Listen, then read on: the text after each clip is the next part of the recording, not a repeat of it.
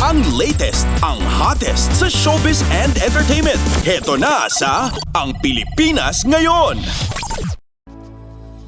Magandang araw sa ating mga chismoso at chismosang nag-aabang ng mga trending na balita sa mundo ng showbiz. Ito na ang ratsyada ng mga chika. Ilulunsad na ng Miss World Philippines 2024 na si Krishna Gravides ang kanyang music career. Ito ay matapos na pumirma si Gravides ng recording contract sa isang recording label na kanyang inanunsyo sa social media account nito. Base sa caption ni Gravides, kahit late na itong nagpakilala sa publiko bilang singer ay umaasa ito na makakapagbigay siya ng inspirasyon sa mga tao sa pamagitan ng pag-awit.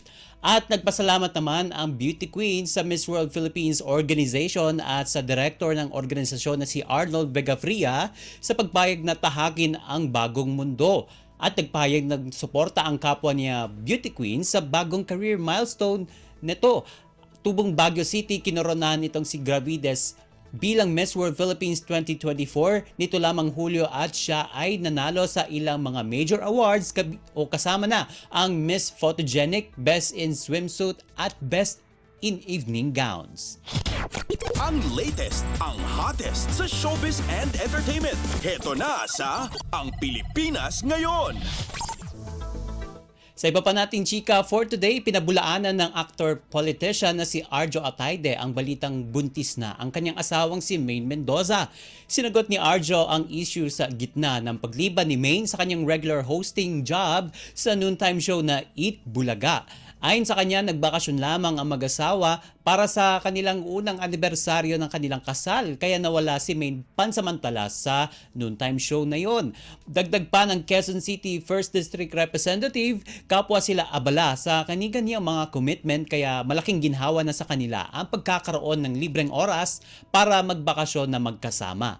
Kahit busy sa trabaho ang mag-asawa ay kapwa sila masaya at palagi nilang isinaalang-alang ang pagkakaroon ng time management para mabalanse ang kanilang oras sa trabaho at pamilya. Sa uli, sinabi ni Arjo na naiintindihan ni Maine ang kanilang sitwasyon dahil hindi nawawala ang pagmamahal at pag-aalaga nila sa isa't isa. Ang latest, ang hottest sa showbiz and entertainment. Heto na sa Ang Pilipinas Ngayon.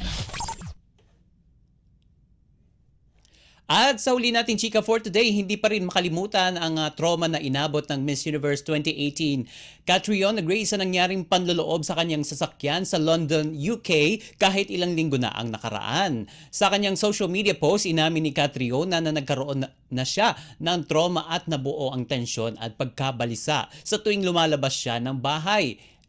At sa kabila man ng kanyang masamang karanasan, may isang bagay na napagtanto ang Miss Universe 2018. Ito ay ang napapalitan daw ang mga material na bagay ngunit hindi ang buhay at kaligtasan ng mahal sa buhay.